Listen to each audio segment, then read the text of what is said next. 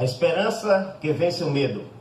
Saudamos a todos que nos assistem com um abraço virtual, dizendo que quando tudo isso acabar, muito em breve, o abraço será bem apertado para matarmos a saudade que estamos sentindo uns dos outros.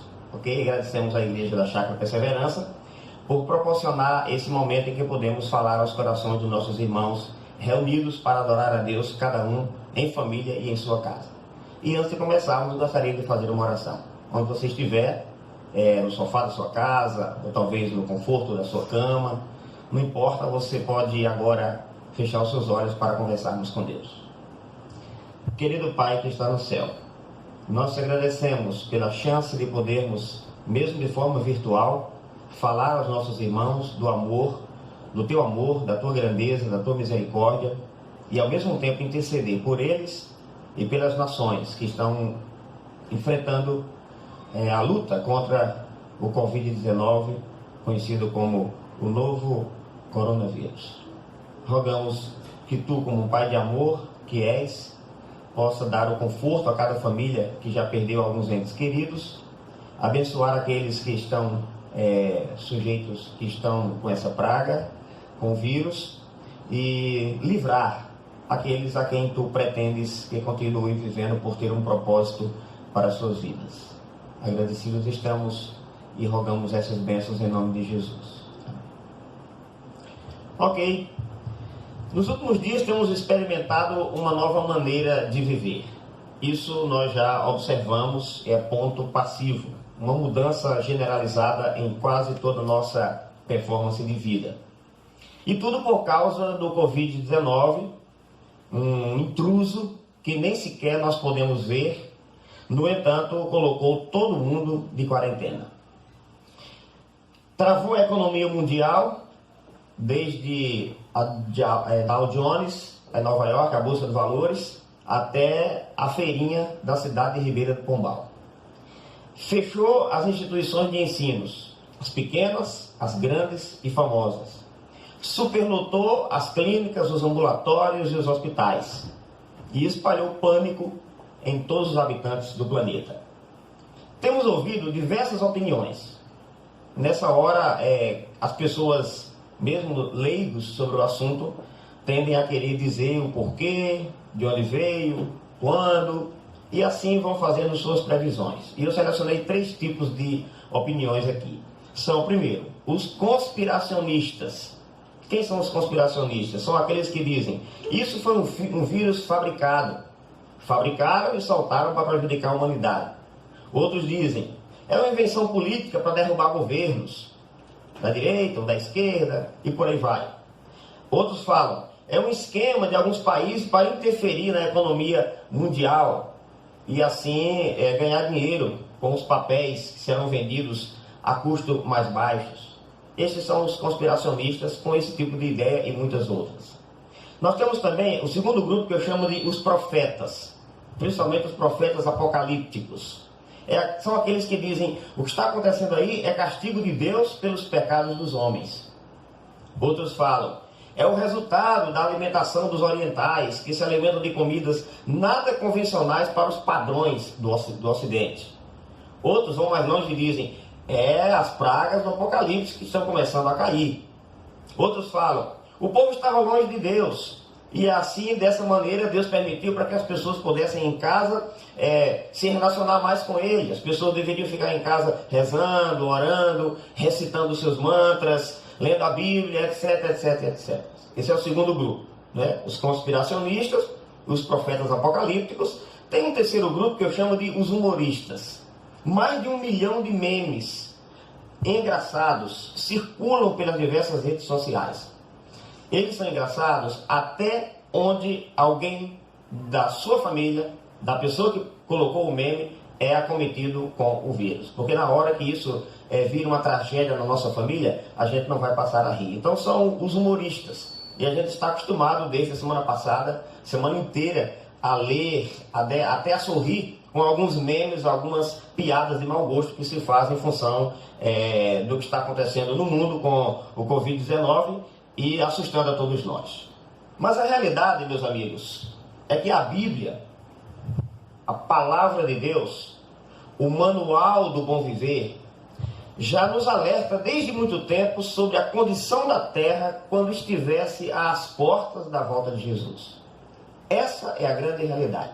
Por isso eu gostaria de, nessa pequena palestra, colocar a situação do mundo dentro da perspectiva bíblica. Não teria como ser diferente, uma vez que eu acredito, e os que me assistem em casa, sabem que ela é a palavra de Deus e ela tem feito a diferença na vida de vocês. Então, nesse caso, o coronavírus, bem como outros problemas de saúde, pandemias e epidemias, estão dentro da lista de sinais apresentados por Jesus e pelos apóstolos como evidências de que estaríamos chegando no final desse sistema, o sistema do pecado, que já convivemos por muito tempo. Jesus, por exemplo, ao mencionar esse assunto relatado por Lucas, Evangelho segundo Lucas, no capítulo 21, nos versículos 7 em diante, cujo subtítulo é O Princípio das Dores, e a maioria de nós já o conhecemos, diz assim: perguntaram-lhe, mestre, quando sucederá isto? E que sinal haverá de quando essas coisas estiverem para se cumprir?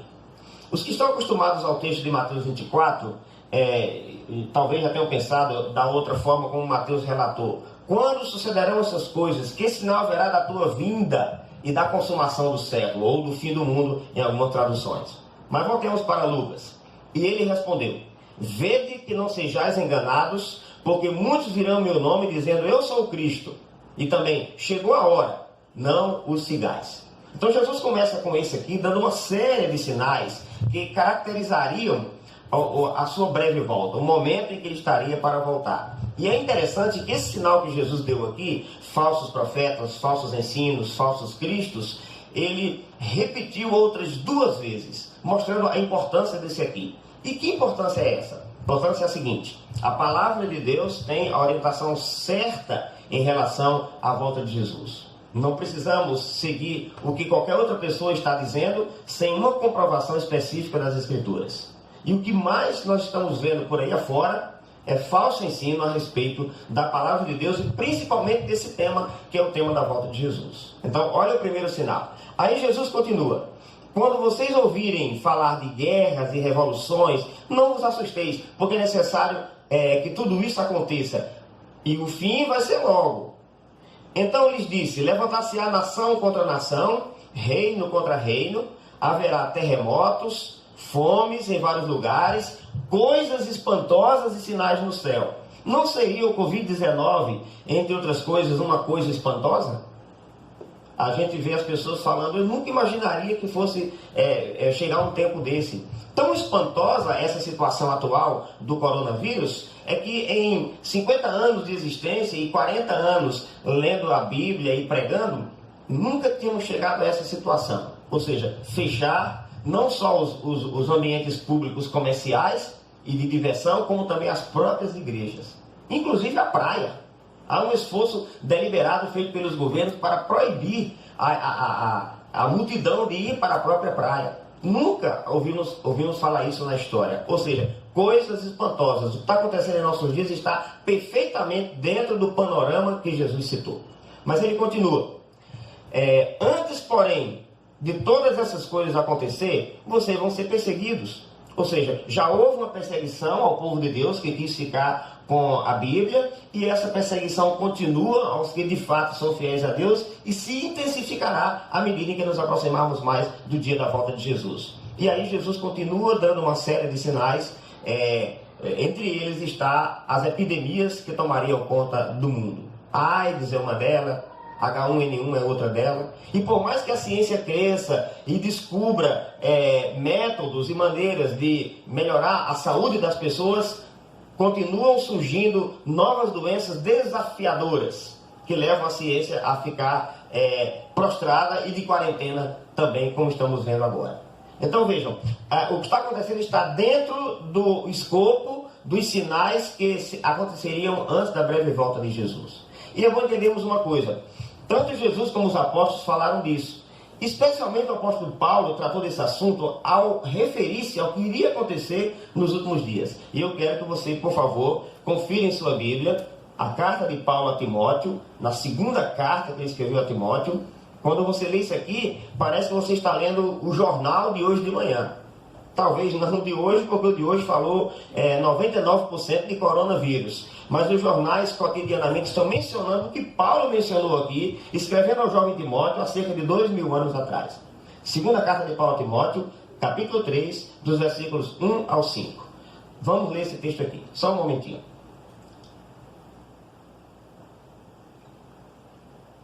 Ok, foi bom que você deu tempo de procurar na sua Bíblia e você acompanhar comigo também. Diz assim a palavra de Deus: sabe, porém, isto: nos últimos dias sobrevirão tempos difíceis. Paulo não está falando numa linguagem que os habitantes de nossa cidade, de Salvador, do nosso país e do mundo não consigam entender. Tempos difíceis. E eu não vou falar aqui de detalhes, porque cada um de vocês, em sua experiência pessoal, familiar, de trabalho, de vida conjugal, sabe o que é um tempo difícil. De vida de cidadão, de pagador de imposto, sabe do que eu estou falando. Sobrevirão tempos difíceis. Só que aqui merecia 2 pontos, porque Paulo vai dar em seguida os motivos pelos quais os dias seriam difíceis. Notem, verso 2. Pois os homens serão egoístas, avarentos, jactanciosos, arrogantes, blasfemadores, desobedientes aos pais, ingratos, irreverentes. Versículo 3. Desafeiçoados. E deixa eu parar só um pouquinho aqui, antes de continuar a leitura do restante do texto, para a gente rever como isso aqui é uma realidade, mesmo no tempo que estamos vivendo, uma situação em que todo mundo está dando as mãos, querendo escapar, de ser contagiado pelo vírus. Ultimamente a gente pode ver que, como faltou nos mercados um dos produtos de higiene recomendados pelos médicos, pela classe que cuida disso aí, o chamado álcool gel, a gente pode observar como várias pessoas se aproveitando dessa situação difícil, complicada, triste, preocupante, foi capaz de inventar o álcool gel, foi capaz de misturar outras coisas com uma pequena porcentagem de álcool e vender, inclusive a preços exorbitantes, para que as pessoas pudessem ter em sua casa. Como é que num momento como esse alguém é capaz de fazer isso? É assim, olha aqui o texto bíblico dizendo: os homens serão egoístas, e isso está mostrando exatamente um ato de egoísmo sem precedentes. Então vejam, continua aqui: desafeiçoados, verso 3, implacáveis, caluniadores, sem domínio de si, cruéis, inimigos do bem, traidores, atrevidos, enfatuados, mais amigos dos prazeres do que amigos de Deus. Aí quando a gente fala em amigo dos prazeres, a gente fica pensando, enquanto todo mundo está pedindo que as pessoas façam quarentena, que fiquem longe dos grandes centros, das multidões, para que o vírus não se propague tão rapidamente, enquanto isso está acontecendo, a gente vê as pessoas saindo e indo beber nas rodinhas, indo como se estivesse fazendo até uma comemoração, ou então tirando férias. É o contrário daquilo que deveria ser feito. E o verso 5, Paulo, escrevendo a Timóteo, fecha dizendo o seguinte: tendo forma de piedade, negando-lhe, entretanto, o poder. Isso aí é tremendo, é característica do século que estamos vivendo, dos dias que estamos vivendo. Tendo forma de piedade. A gente vive um período em que, inclusive, para se destacar, as pessoas dizem que são evangélicos. Nunca vimos tanta conversão em massa de tanta gente que diz ser de Jesus. Jesus está pregado no para-brisa dos carros, estampado nas camisas com o nome fé bem grande, e a moda Jesus vai tomando de conta, quando na verdade essas pessoas, a maioria, não tem compromisso real com aquilo que o Cristo, que Jesus ensinou em sua palavra. Ou seja, é apenas para citar o nome de Jesus, tendo forma de piedade, negando-lhe, entretanto, o poder. Então vejam, parece que esse relato aqui de Paulo a Timóteo é exatamente o que está no jornal dos nossos dias. Exatamente, alguém pode questionar, sim, mas tudo isso que Paulo mencionou aí, e os demais sinais citados por Jesus, como terremoto, maremoto, fome, epidemias, desde o começo do mundo que já existem. De fato, em todo o tempo em que o pecado entrou nesse mundo e trouxe as desgraças, as mazelas que nós conhecemos, isso aqui existe. Mas nunca na proporção que estamos vendo hoje, e todos acontecendo ao mesmo tempo. É isso que nos chama a atenção. Mal a gente consegue recuperar-se de um problema de ordem mundial, de uma situação difícil, e de repente já estamos diante de outro desafio, como é o que estamos vivendo agora nesses dias. Vocês concordam comigo? Aliás, não precisa nem ser crente e nem leitor da Bíblia para entender que estamos vivendo dias complicados e de que o mundo caminha para uma situação insustentável. Os cientistas, aqueles que estudam a natureza, naturalistas, cientistas atômicos, todos eles olham para a situação do mundo preocupados com o que possa acontecer. Interessante, sobre isso, no livro do Apocalipse, Jesus, revelando ao profeta João, diz que chegou a hora de destruíres os que destroem a terra, fazendo menção à situação atual do mundo em que vivemos, que é um mundo que está cada vez mais insustentável. Pra vocês terem uma ideia, você olha o mundo ao seu redor, para você ter uma ideia da situação que estamos vivendo. Vamos lá. As calotas polares se derretendo, fazendo aumentar o nível das águas dos mares e provocando, junto com as placas tectônicas, maremotos, e tsunamis, como não víamos antes. Observem. O efeito estufa provocado pela poluição, tornando o nosso mundo superaquecido e provocando desertificação em alguns lugares e excesso de chuva em outros lugares.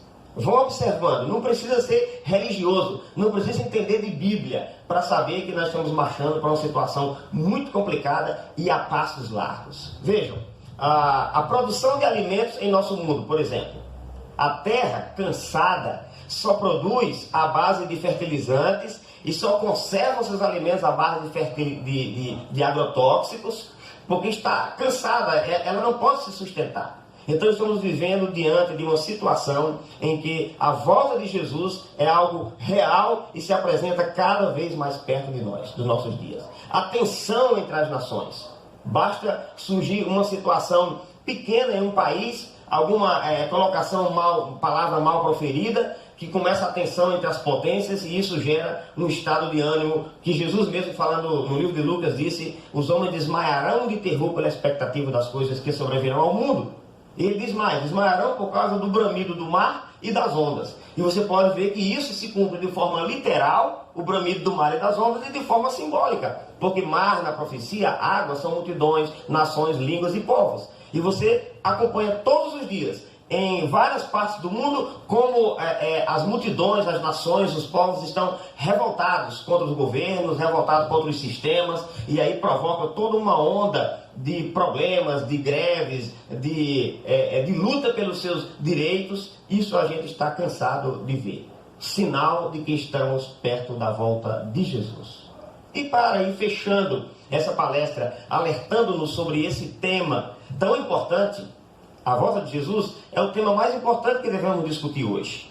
Junto com a sua morte na cruz, pagando a nossa redenção, estamos agora vivendo diante do momento mais importante, que é a breve volta de Jesus, quando ele porá um fim ao sistema do pecado em que vivemos, recolherá, pelo que diz a Bíblia, aqueles que foram fiéis a ele, seguindo como diz o manual,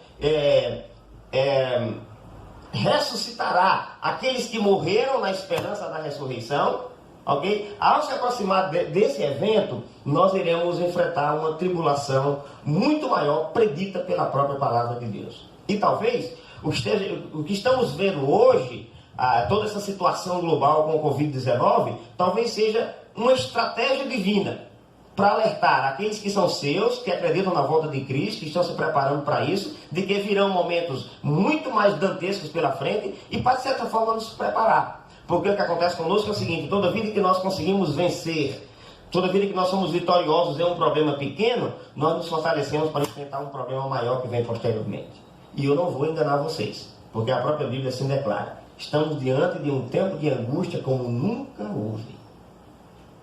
E eu quero que você acompanhe comigo, por favor, livro de Mateus agora, no capítulo 24, aqui no versículo 29, Jesus falando ainda do seu sermão profético, sobre a vinda do Filho do Homem, ele diz: logo em seguida a tribulação daqueles dias, ou seja, a volta de Jesus para buscar o seu povo e arrebatar a sua igreja, não é arrebatamento secreto, é arrebatar porque o termo significa levar, subir com ele.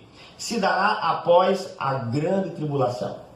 Repito, logo em seguida à tribulação daqueles dias, o sol escurecerá, a lua não dará sua claridade, as estrelas cairão do firmamento e os poderes do céu serão abalados.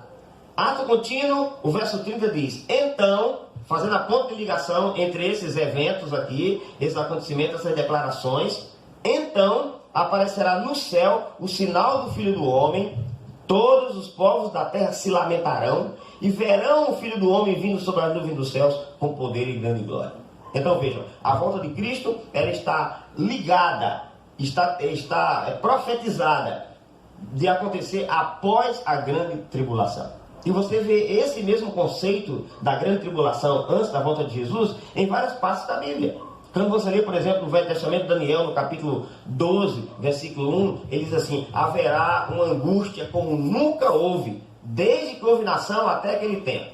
Aí naquele tempo se levantará Miguel, o grande príncipe, o defensor dos filhos do teu povo. Ou seja, a mesma história ensinada aqui por Jesus, o mesmo conceito, está também no Velho Testamento. Antes da volta de Jesus, antes de Miguel levantar-se para defender e buscar os seus, antes de tudo do lar de glória, nós teremos uma grande tribulação. Talvez o que estamos vivendo hoje esteja nos preparando, em certo sentido, para essa grande tribulação que virá muito em breve. Por isso que o tema da nossa palestra é a esperança que vence o medo. A esperança de que Miguel, o defensor dos filhos do seu povo, a esperança de que Jesus vai interferir nos negócios desse mundo e salvar os que são seus, anima o nosso coração e nos faz enfrentar não só o Covid-19, como outros problemas que a humanidade inteira enfrenta com esperança.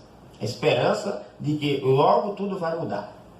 E eu gostaria de, nesse momento em que a gente vai fechar os nossos comentários, tratar rapidamente desse tema da volta de Jesus, falando verdades que, por exemplo, terminam às vezes ficando mal compreendidas ou são mal interpretadas por alguns, mesmo diante de um claro assim diz o Senhor.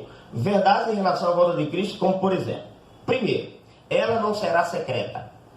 Salmo 50, verso 3 diz: vem o nosso Deus e não guarda silêncio, e adiante dele vem um fogo devorador. E Pedro, concordando com isso, que está no Salmo 50, verso 3, diz: virá com estrepitoso estrondo, os elementos do céu e da terra abrasados se desfarão. É impossível que isso aconteça de modo secreto. Qualquer texto bíblico que dê a entender que a volta de Jesus será secreta, precisa estar sendo interpretado à base de todo o contexto.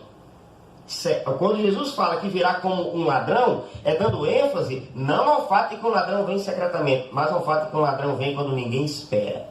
E por falar nisso, ele completando isso, disse o seguinte: assim como foi nos dias da vinda do Filho do Homem, assim como foi nos dias de Noé, do dilúvio, vai ser também nos dias da vinda do Filho do Homem.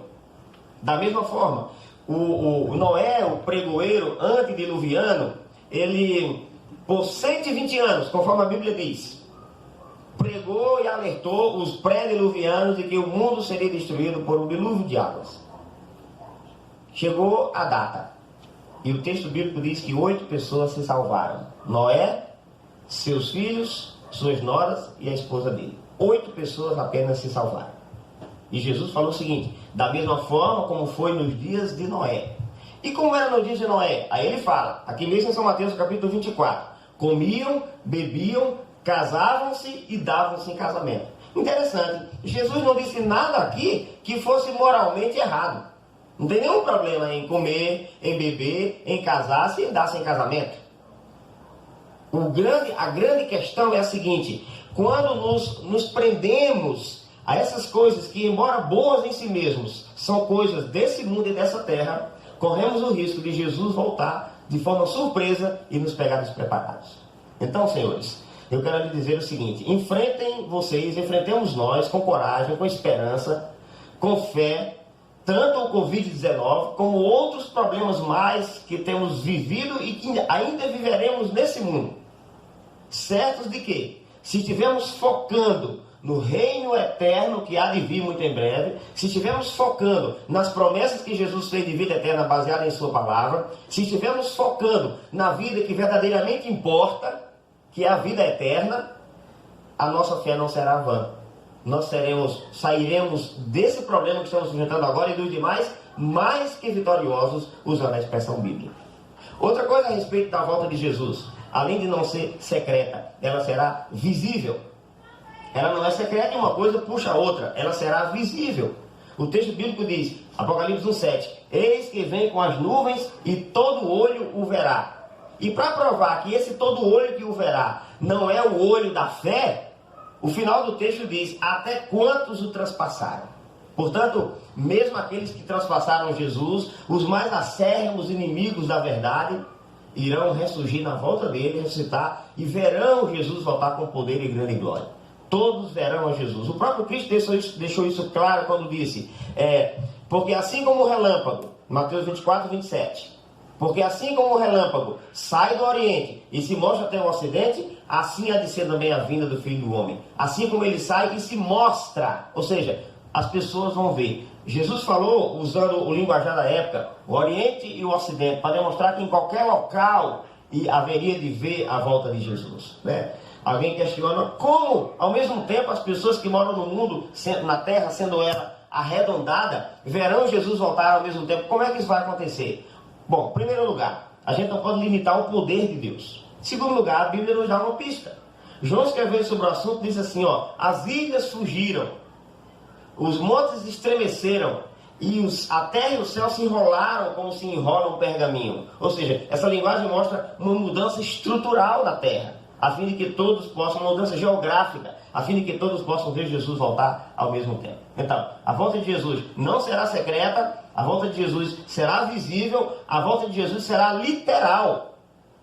Temos confirmações bíblicas suficientes para acreditar que quando ele voltar, virá ele, Jesus, o Filho, Deus, aquele que nós chamamos de o Pai, o Espírito Santo, porque quando falamos Deus, mencionamos as três potências celestes formando apenas um Deus, ok? Virão também todos os anjos do céu, e deixou isso claro, dizendo, os anjos virão com grande clangor de trombeta. Outra coisa que deixa caracterizado que não vai ser secreto. Grande clangor de trombeta. Então, a vinda de Jesus será corpórea, visível, literal, não será secreta, e dentre os acontecimentos mais esperados, nós teremos dois, que a Bíblia menciona. Número 1, a ressurreição dos mortos em Cristo.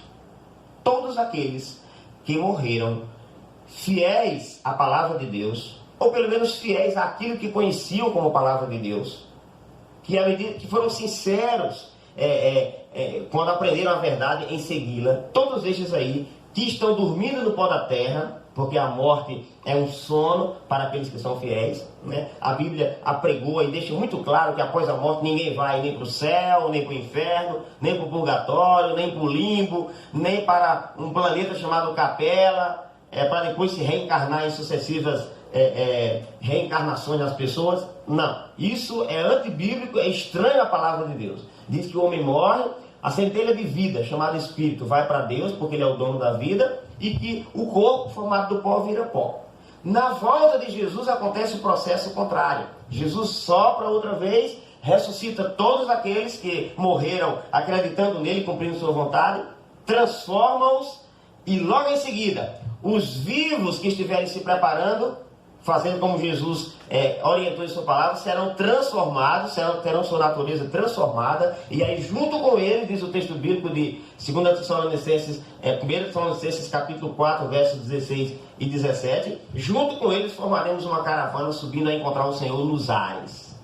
E diz o texto bíblico, e assim estaremos para sempre com o Senhor. Não tem promessa, não tem esperança maior do que essa. E com ela nós enfrentaremos qualquer coisa, por mais adversa que seja, mesmo o coronavírus. Que você durma essa noite o sono daqueles que confiam no Senhor. Que sabe que, independente do que possa lhe acontecer, se você permanecer vivo, se Deus tiver planos para a sua vida, se Deus quiser que você continue, se algo tem mais a ser feito, você vai ficar vivo, independente do coronavírus, do Covid-19. Mas se porventura, eu ou você, viermos a dormir o sono da morte, durmamos confiando naquele que disse, eu sou a ressurreição e a vida. E ainda que alguém morra, se acreditar em mim, esse viverá. Portanto, essa é a mensagem. Convido você a não resvalar os pés dessa crença, dessa plataforma bíblica a respeito da volta de Jesus e dos tempos que estamos vivendo. E convido você que porventura ainda não tomou sua decisão de ser um membro da família de Deus, de declarar publicamente pelas águas do batismo que você pertence a Deus, que está se preparando para a sua volta, a tomar essa decisão aí e agora. Não deixe para amanhã. Não conhecemos nem sequer nosso próximo passo. A hora de decidir servir a Jesus e preparar-se para o encontro com Ele é agora. A hora de entregar-se é agora. Então, eu não posso te ver. Você está me vendo, mas não posso te ver. Mas o Espírito Santo, que lê todos os corações, nesse momento está lendo o seu e percebe se a sua decisão é de alguém que quer se preparar para a volta de Cristo ou se você está achando que vai viver nesse mundo com o que Ele tem a oferecer até que venha a morte, a primeira, e depois a morte eterna. Não deixe passar essa chance. Eu sei que a gente, nesses momentos em que o mundo vive essa situação, termina tendo o coração mais eternecido para as coisas espirituais. E sei também que quando passa o perigo, as pessoas voltam à vida normal. Mas eu quero apelar a você. O que está acontecendo aqui, pode ter certeza, está dentro da profecia bíblica. O que estamos vendo acontecer no mundo, está dentro da profecia bíblica. Então, arrependa-se. Entregue sua vida a Cristo. E você, meu irmão e minha irmã, cuja esperança da volta de Cristo está fazendo seu coração fremir, desejando que Ele venha muito em breve, para você, eu rogo e oro a Deus, permaneça firme. Não deixe que os negócios desse mundo desviem o seu foco e a sua atenção. E agora eu gostaria de convidá-los, em pé, em suas casas mesmo, onde estiverem, a cantar comigo o hino Ó que Esperança! Ó que esperança vibra em nosso ser. Você pode tomar o seu inário, se você estiver perto dele aí. E o número desse hino é o 469 no inário adventista. Você pode cantar comigo, reafirmando a esperança que nós temos na breve volta do Senhor Jesus. Vamos lá?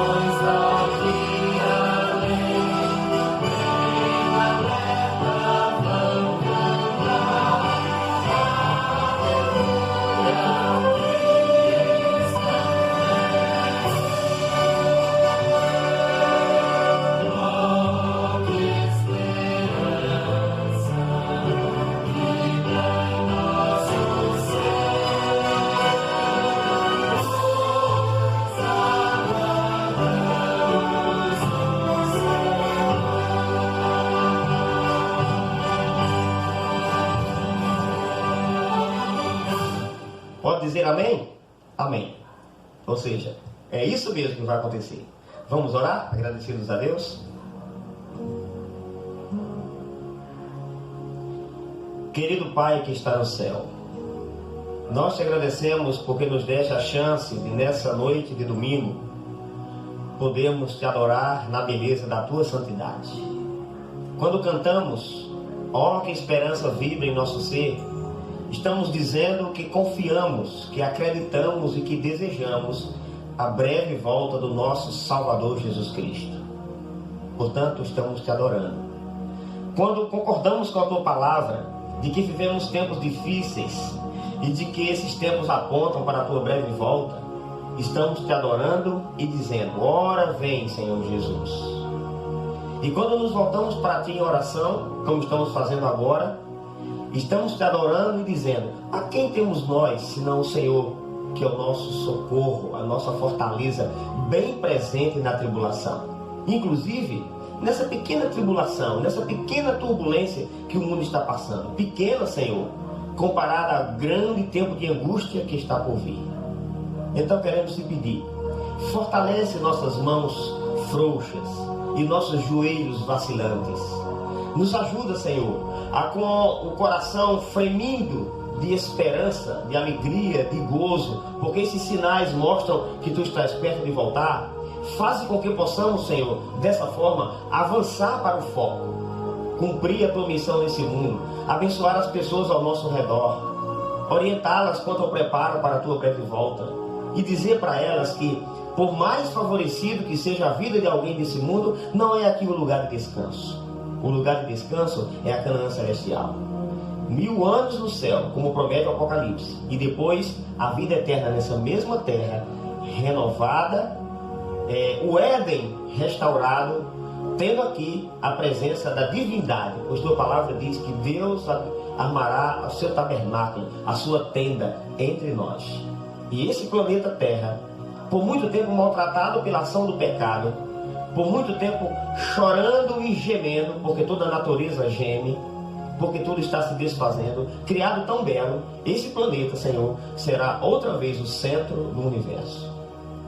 Digo, outra vez não, pela primeira vez, porque onde o Senhor está, tudo o que foi criado orbita, gira em torno do Senhor. Felizes estamos pela esperança proposta pela tua palavra e por esse momento de adoração, em que nossos irmãos em suas casas podem ouvir a tua voz, separados por causa dessa circunstância, mas juntos na mesma esperança e na mesma fé, no mesmo senso doutrinário que nos une em toda a terra como adventistas do sétimo dia, que aguardamos a tua breve volta. Muito obrigado, outra vez te digo, em nome de Jesus.